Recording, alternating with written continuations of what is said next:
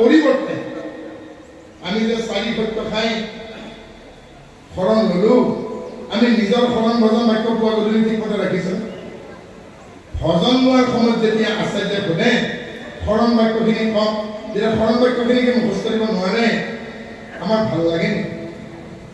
ভজন লোৱাৰ এবছৰ পাছত যদি সোধো দিয়ক আপুনি কেনেকৈ ভজনা কৰিছে কওক, তেতিয়া চৰণৰ পৰা কঁকাল লোৱাৰ পিছত যেতিয়া ওপৰখিনি পাহৰি যায় ভাল লাগিব নেকি? কিয় পাহৰিছে? ইয়াৰ মূল কথাটো ঈশ্বৰৰ মূৰ্তিটো ধ্যান কৰাই ভজন। ধ্যানৰ আগত কি হ'ব লাগিব? ধাৰণা। যিজন ব্যক্তিৰ ঈশ্বৰ সম্পৰ্কে গুৰুজন সম্পৰ্কে ধাৰণাই নাই তেওঁ ধ্যান কৰিব কেনেকৈ? এজন যদি আৰ্টিষ্টক সোধে আপুনিতো কৃষ্ণক দেখা নাই দাপৰ যুগত, আপুনিতো শংকৰদেৱক দেখা নাই 500 বছৰ আগত, আপুনি কেনেকৈ আঁকিব? শংকৰদেৱৰ ছবিখন বেণু মিশ্ৰক সোধা হৈছিল, শংকৰদেৱৰ ছবিখন আঁকা বিশ্বনাথক সোধা হৈছিল, আপুনি শংকৰদেৱৰ ছবিখন কেনেকৈ আঁকিব? তেতিয়া বিশ্বনাথে কি ক'লে? হৃদয়ৰ মানস পটত মই আঁকি লৈছোঁ, মনৰ ৰং তুলিৰে তাক মই বৰ্হি জগতত প্ৰকাশ কৰিছোঁ। অৰ্থাৎ তেওঁ যিখিনি ভাৱনা, সেই ভাৱনাখিনি যেন তেওঁৰ সেই তুলিকাত চিয়াহী হৈ গ'ল আৰু মনৰ মানস পটত তেওঁ আঁকি লৈছিল, আৰু মনৰ মানস পটত আঁকি লোৱা সেই ছবিখন তেওঁ বাস্তৱত প্ৰকাশ কৰিছিল। গতিকে যাৰ ধাৰণাই নাই তেওঁ ধ্যান কৰিব কেনেকৈ? মহৰ্ষি পাতঞ্জল যোগ প্ৰতিপাৰ 2য় অধ্যায়ৰ 29 নম্বৰ শ্লোকত কি কৈছে জানো? জামানিয়ম আসন প্ৰাণায়াম প্ৰত্যাহাৰ ধাৰণা ধ্যান যোগং অষ্টাংগানি, অৰ্থাৎ যোগৰ 8টা অংগ। যম, নিয়ম, আসন, প্ৰাণায়াম, প্ৰত্যাহাৰ, ধাৰণা, ধ্যান, সমাধি। 5 নম্বৰটো হ'ল প্ৰত্যাহাৰ।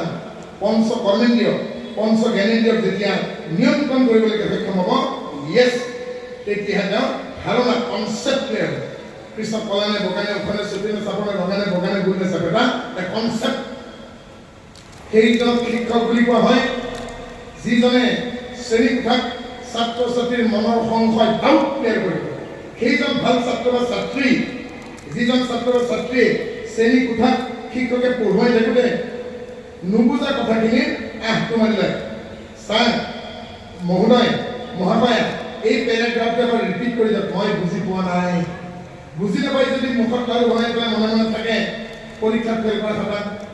পৰীক্ষাৰ 1 সপ্তাহ আগত CC কেমেৰা যদি লগাই থৈ দিয়েগে, কিমান চাৰ্কাছ কৰি হামখুৰি খাই উঠি বাগৰি শুই গালুটি উহুৰিমোৱা হৈ গোটেই বছৰটো নকৰি 1 সপ্তাহ চাৰ্কাছ কৰি পৰীক্ষাত পাছ কৰিব নেকি?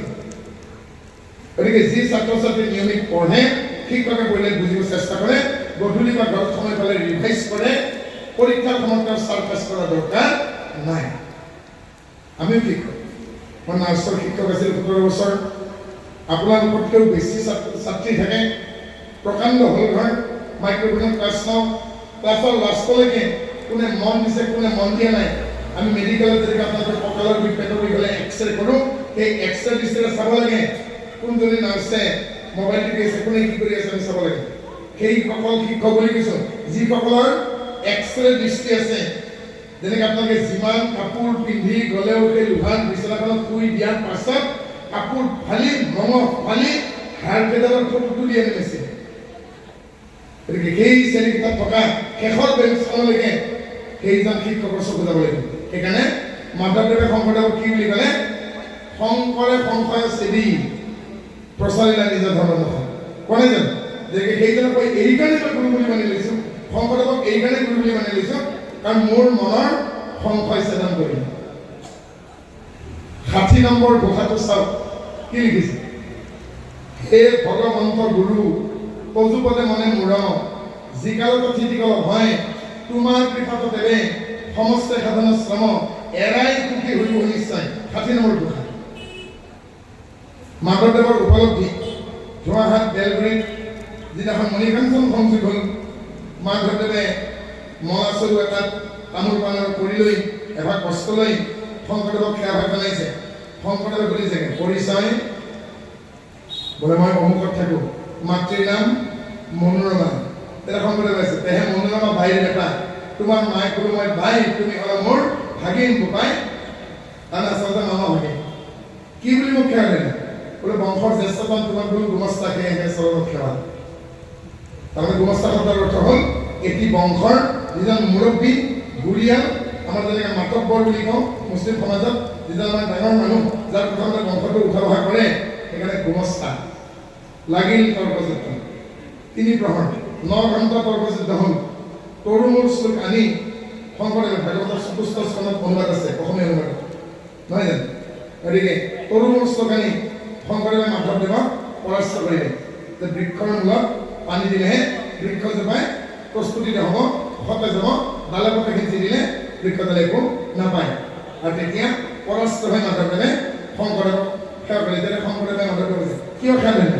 বোলে আপুনি জয়ী হ'ল, মই পৰাজিত হ'ল। পৰাজিত হোৱাজনে জয়ী হোৱাজনক সেৱা কৰিব। তাৰপাছত মাধৱদেৱে লগে লগে সংকল্প ল'লে যে আজি মই এওঁৰ ওচৰত পৰাজয় নহয়, এওঁক আজিৰ পৰা মই গুৰু মানিম। আকৌ ধুপুচকে বুলি দণ্ডবত দিছে। তেতিয়া শংকৰদেৱে সুধিছে এবাৰ দুবাৰকে তেওঁ 3বাৰ সেৱা কৰিলে। বোলে কিহৰ কাৰণে? বোলে এই মুহূৰ্তৰ পৰাই মই ৰঙাজান উজিৰৰ টোল সেইখন শাক্তটোল আছিল, আপুনি বৈষ্ণৱ টোলত কথা মহেন্দ্ৰ কন্দলীটোল বৈষ্ণৱ টোল, মই মানে শাক্তটোলৰ পৰা আহিছোঁ। এই মাত্ৰই এই মুহূৰ্ততে শাক্তটোলৰ সমস্ত মতবাদ মই পৰিহাৰ কৰি আপোনাৰ চৰণত বিক্ৰয় কৰি আপোনাৰ চৰণত আশ্ৰয় লৈ আজীৱন আমি শেষ চাক প্ৰচাৰ থকালৈকে আপোনাক মই নিৰো, আপুনি মোক আশ্ৰয় কৰিব। মাধৱ পুৰুষে শংকৰদেৱক প্ৰথম দিনাখনেই 3বাৰ উঠা যায়। প্ৰথমবাৰ গুমস্তা মানি, দ্বিতীয়বাৰ পৰাজিত হৈ, আৰু তৃতীয়বাৰ গুৰুজনাৰ অভয় চৰণত আশ্ৰয় লৈ। গতিকে পাণ্ডৱে যেনেকে নিৰস্ত্ৰ কৃষ্ণক আশ্ৰয় কৰাৰ কাৰণে কুৰুক্ষেত্ৰ যুঁজ জয় কৰিছে, নিৰ্লজ্জ দুৰ্যোধনে যি দুৰ্যোধনে কৃষ্ণক বন্দী কৰি দিব বিচাৰিছিল, সেই দুৰ্যোধনে আকৌ 7 দিন পিছতেই কৃষ্ণৰ ঘৰত আহিছে। আহি দেখিছে যে মানে অলপ গৰম, আৰু কৃষ্ণৰ শিতানৰ ফালে এখন সিংহাসন থোৱা আছে, এখন তাতে বহিলে। অলপ পিছত অৰ্জুনে আহি দেখিছে কৃষ্ণ গভীৰ নিদ্ৰাত। যেতিয়া অলপ ভৰিখন টিপি টিপি মালিচ কৰিছে, তেতিয়া কৈছে अर्जुन जी भ्रतश्री मैंने पहले आया, हाँ आपने देखा, आपने पहले आकर बढ़िया करके अपने सिंहासन पर विराज फिर आ गया। तेरे वासुदेव मैंने बहुत पहले ही आके आपके इंतजार में रहा। अरे सामने आओ भाई, पीछे में नहीं तो हम देख पाएंगे, हम तो कबूतर नहीं है कि पीछे क्या और भी देख पाएंगे, सामने आओ क्या जरूरी है। कृष्ण मतलब से सलन नीलास এটা এখন বান্ধিয়াৰ মুখাখন কিবা খুজিব আহিছে। তেতিয়া কৃষ্ণ কৈছে সখা कुछ चाहिए क्या? আকৌ মানে দুৰ্যোধনে কৈছে मैंने पहले ही इधर पढ़ा है, मेरा ख्वाहिश है जो आने वाले योद्ध हैं आप मेरे को सहायता करें। তেতিয়া কৃষ্ণ কৈছে हाँ मेरा हाथ में 2 चीज है, एक हो गया आपका संसप्तक सेना जिसका सेनापति रहा आपको त्रिगर्तराज सुशर्मा, जिन्होंने आपको 32 युद्ध में एक भी नहीं हारा, युद्ध में बहुत बढ़िया से ललकारा, शायद आपका ही वो सखा है, मित्र है। दुर्योधन एकदम ललिपप फुटी আছে মোক নারায়ণী কন্যা দি দিব, তাতে আকৌ त्रिगर्तराज সুশৰ্মা তাৰ সেনাপতি জীবনত 32খন যুদ্ধত এখনো হাৰা নাই, এবাৰ বাসুদেৱকে কৈছে और दूसरा रहा मेरा हाथ में, मैं निहत्था कुरुक्षेत्र युद्ध में भाग लूंगा, मेरा हाथ में कुछ नहीं होगा, क्या सही है वो। दुर्योधन सिरे को जब के लगे तो मुख नारायणी खाना लगे और मोर बंधुए जे तो ताले खाना पतिया मुख कोने पाए हाई हे किसी को और जे दुर्योधन भाई हे किसी को अर्जुने কৈছে বাসুদেৱ আপুনি নিৰস্ত হলে আপোনাকে মুখ লাগে। এটা কৃষ্ণ কৈছে अर्जुन दुर्योधन ने घी माखन सब कुछ लेके दिया, तुम्हारे पास तो कुछ ना, खोखला बन गया। तो अर्जुन की कैसे वासुदेव सखा दुर्योधन को जितना मर्जी ले देने दे दे, घी शक्कर मेरे को कुछ नहीं चाहिए, देखो जो माखन शोर है वो तो मेरे पास है। नहीं बोल दिया करिए अर्जुने निरस्त्र कृष्ण खालती करा करने किंतु कुरुक्षेत्र युद्ध जय हो। গতিকে আপোনালোকৰ হাতত সংকোচৰ পৰা গদাপদ্ম বুলি কোনো কথা নাই। এনেকুৱা কিবা কথা আছে নেকি?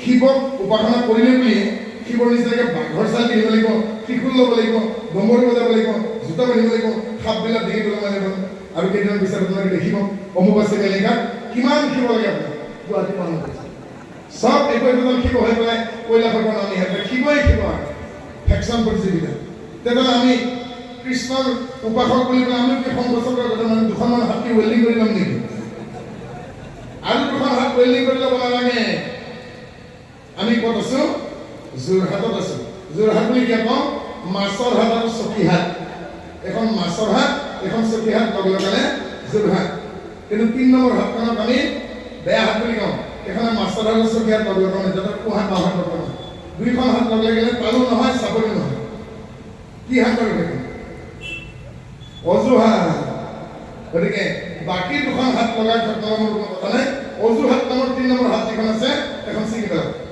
নহ'লে কিন্তু যোৰহাটক যোৰহাট হৈ থাকিব নিদিব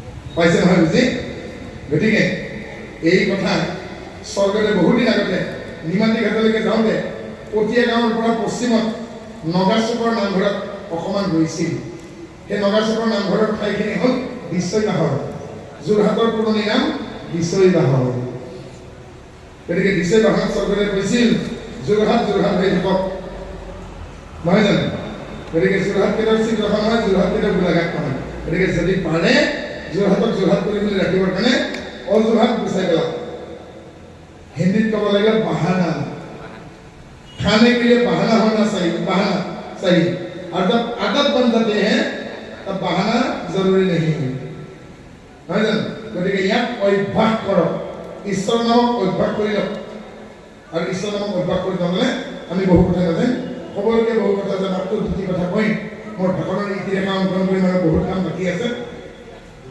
महापुरुष माधवदेवे शंकरदेवर निचिनाक गीतবোৰ কৰিবলৈ ল'লে আৰু 107 বৰগীত পাইছো আৰু তেতিয়া গুৰুজনৰ বংশধৰ দুই এজনে ক'লে আমাৰ শংকৰেও গীত কৰে তাক দেখি মাধৱদেৱে নকল কৰে মাধৱদেৱে কলম বন্ধ কৰি দিলে মাধৱদেৱে এইকাৰণে কলম লৈছিল যেতিয়া বৰপেটাৰ বনপুৰা জুইত